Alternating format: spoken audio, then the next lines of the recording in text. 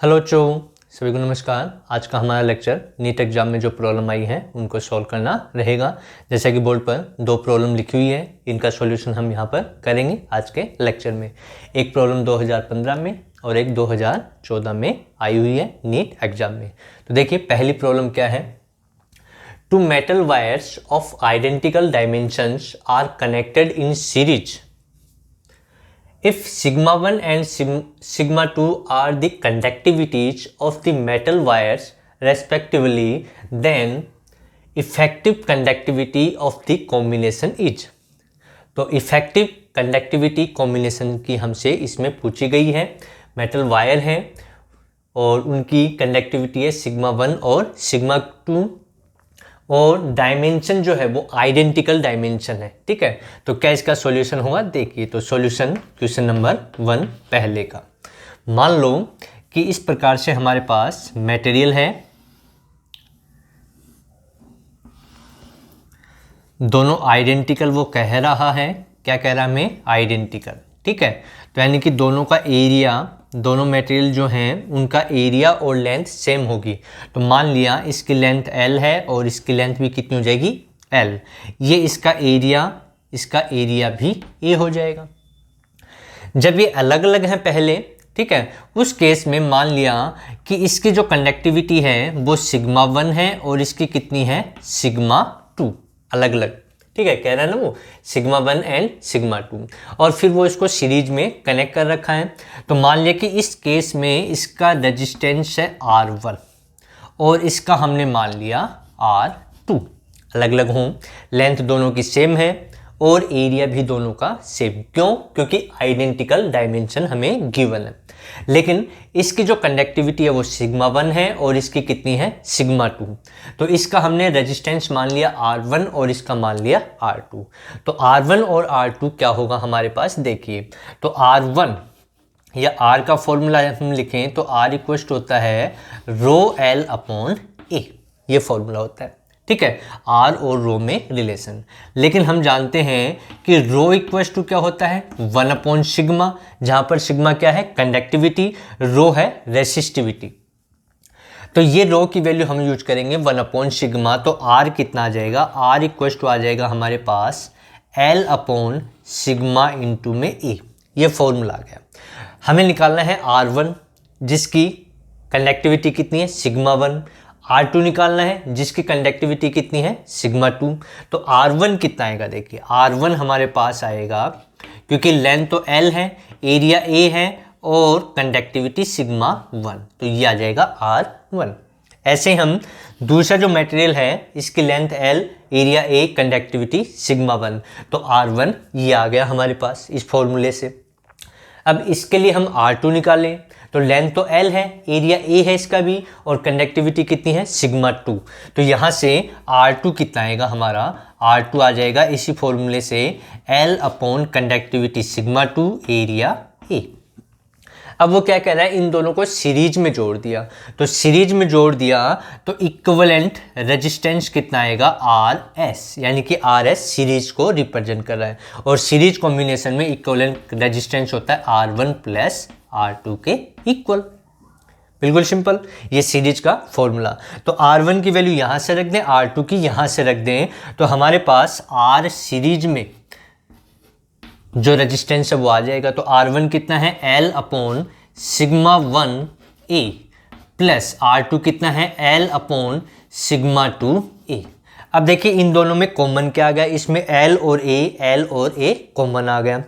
तो R series में कितना आ गया? R सीरीज हमारे पास आ गया L अपॉन A, तो कॉमन आ गया, तो ये बच गया 1 upon sigma 1 plus 1 upon sigma 2। ये आ गई हमारी इक्वेशन 1। यानी कि जब इनको सीरीज में हमने कॉम्बिनेशन करेंगे तो RS ये आ जाएगा इनका।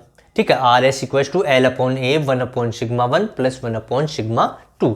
अब हम इसको ये अलग अलग कंडीशन में हमने निकाला। अब सीरीज में यदि हम मान ले कि जब हमने इसको सीरीज में कनेक्ट कर दिया, कौन से कॉम्बिनेशन में? सीरीज कॉम्बिनेशन में, तो क्या होगा? तो सीरीज कॉम्बिनेशन में करेंगे तो एक ही मटेरियल बन जाएगा। इस प्रकार से मान लो कि इसको हमने सीरीज में कॉम्बिनेशन किया तो इसका इक्विवेलेंट ये आ गया हमारे पास। तो अब इसकी टोटल लेंथ कितनी हो गई, L प्लस L, क्योंकि यहाँ से यहाँ तक की लेंथ कितनी है, L प्लस L, 2L। तो ये हो गया 2L, और एरिया उतना ही रहेगा, तो एरिया कितना होगा, A हो जाएगा। अब जो सिग्मा 1 सिग्मा 2 था, जब हमने इसको सीरीज में जोड़ दिया तो इसको इफेक्टिव हमने मान लिया कि कंडक्टिविटी है वो सिग्मा इफेक्टिव हमने मान ली, ये आ गई। तो यहाँ पर जब सीरीज में जोड़ेंगे तो इसका इक्विवेलेंट रेजिस्टेंस कितना होगा, RS के इक्वल होगा। किसके इक्वल होगा, RS के इक्वल, और RS की वैल्यू हमने यहाँ निकाल ली, और सिग्मा 1 सिग्मा 2 को हम रिप्लेस कर देंगे इफेक्टिव से। तो क्या रिजल्ट इसका आएगा, तो R का फॉर्मूला अभी लिखा था L upon sigma into A, ये लिखा था। तो इसके लिए ये फॉर्मूला अप्लाई करेंगे तो हमारे पास आएगा RS इक्वल टू, क्योंकि सीरीज में कॉम्बिनेशन है, लेंथ कितनी है L प्लस L 2L हो गई, तो यहाँ पर 2L आ जाएगा, और सिग्मा 1 सिग्मा 2 क्या हो गया हमारा, सिग्मा इफेक्टिव, तो सिग्मा इफेक्टिव, और एरिया A ही रहा उसका, ये हो गया। ठीक है, जब सीरीज में हमने इसको कनेक्ट कर दिया, जोड़ दिया, पहले ये था इसके लिए R1 था, इसके लिए R2 था, जब सीरीज में जोड़ कर हमने देखा तो RS ही आ गया। अब इस पूरे को हम एक मान ले जिसका सिग्मा क्या है, सिग्मा इफेक्टिव है, जो हमसे पूछा गया है। ठीक है, तो यहाँ से RS ये आ गया। तो अब देखिए इक्वेशन 1 और 2 को हम कंपेयर कर लें, किसको, इक्वेशन 1 और 2 को कंपेयर कर लेंगे तो सिग्मा इफेक्टिव की वैल्यू हमारे पास आ जाएगी। तो कंपेयर करते हैं, तो यहाँ से आएगा 2L upon sigma effective into में A इक्वल्स टू, यहाँ RS हमारे पास L upon A 1 upon sigma 1 plus 1 upon sigma 2। अब देखिए क्या कैंसिल हो गया, L से L कैंसिल हो गया, A से A कैंसिल हो गया, तो हमारे पास बच गया 2 upon sigma effective equals to, क्या बच गया, 1 upon sigma 1 plus 1 upon sigma 2। अब इसको सोल्व करेंगे, तो सोल्व करेंगे तो आएगा एलसीएम आ जाएगा सिग्मा 1 सिग्मा 2, और यह आ जाएगा सिग्मा 1 प्लस सिग्मा 2, ये आ गया हमारा। ठीक है, यानी कि हमारे पास जो वैल्यू आई वो क्या आई, सिग्मा इफेक्टिव। तो देखिए यहाँ पर आगे, तो हमारे पास रिजल्ट आया कि 2 upon sigma effective, 2 upon sigma effective equals to आ गया हमारे पास sigma 1 plus sigma 2 upon sigma 1 sigma 2। हमें ये निकालना है तो इसको उल्टा कर दें, तो सिग्मा इफेक्टिव कितना आ जाएगा, देखिए ये आ जाएगा हमारे पास 2 sigma 1 sigma 2 upon sigma 1 plus sigma 2। ये इस क्वेश्चन का आंसर है जो हमसे सिग्मा इफेक्टिव पूछा गया था कि दो मटेरियल लिए जिसकी कंडक्टिविटी सिग्मा 1 सिग्मा 2 थी, लेंथ L थी क्योंकि आइडेंटिकल डायमेंशन थी, एरिया सेम था, लेंथ भी सेम थी। तो उस मटेरियल के लिए जब सीरीज में उसको हम जोड़ देंगे तो हमारे पास सिग्मा इफेक्टिव कितना आएगा, उसका रिजल्ट ये आपके सामने है। Sigma effective equals to 2 sigma 1 sigma 2 upon में सिग्मा 1 प्लस सिग्मा 2 के इक्वल। तो ये प्रॉब्लम 2015 नीट एग्जाम में आई हुई है। अब देखिए सेकंड प्रॉब्लम क्या है हमारे सामने, उसका सॉल्यूशन क्या होगा। ये भी अच्छी प्रॉब्लम है सेकंड प्रॉब्लम, और ये एग्जाम 2014 में नीट में आई हुई है। क्या इसका सॉल्यूशन होगा, तो बिल्कुल सिंपल सी प्रॉब्लम है हमारे सामने। देखिए 2 सिटीज आर 150 किलोमीटर अपार्ट, यानी कि दो शहर हैं जो हमसे एक दूसरे से 150 किलोमीटर की डिस्टेंस पे। Electric power is send from one city to another city through copper wire. The fall of potential per kilometre is, यानी कि हर एक किलोमीटर के ऊपर 8 वोल्ट का पोटेंशियल क्या हो रहा है, फॉल हो रहा है, डिक्रीज या वो चेंज हो रहा है। एंड द एवरेज रेजिस्टेंस पर किलोमीटर इज, और हर एक किलोमीटर पे जो रेजिस्टेंस है एवरेज वो कितना है 0.5 ohm. The power loss in the wire is, तो उस वायर के कारण कितनी पावर लॉस होगी वो हमसे पूछा गया है। तो देखिए बिल्कुल सिंपल सा क्वेश्चन। तो टोटल डिस्टेंस कितनी है, डिस्टेंस हमारे पास है 150 किलोमीटर। ठीक है, 1 किलोमीटर के ऊपर पोटेंशियल कितना फॉल हो रहा है 8 वोल्ट, तो 150 किलोमीटर के ऊपर कितना होगा, तो total potential total potential fall कितना होगा, कितना हो जाएगा, कितनी डिस्टेंस है 150 किलोमीटर, 150 और 1 किलोमीटर में कितना है 8, तो 150 में कितना होगा, इतना हो जाएगा। इसको मल्टीपल करेंगे तो आएगा 1200 वोल्ट।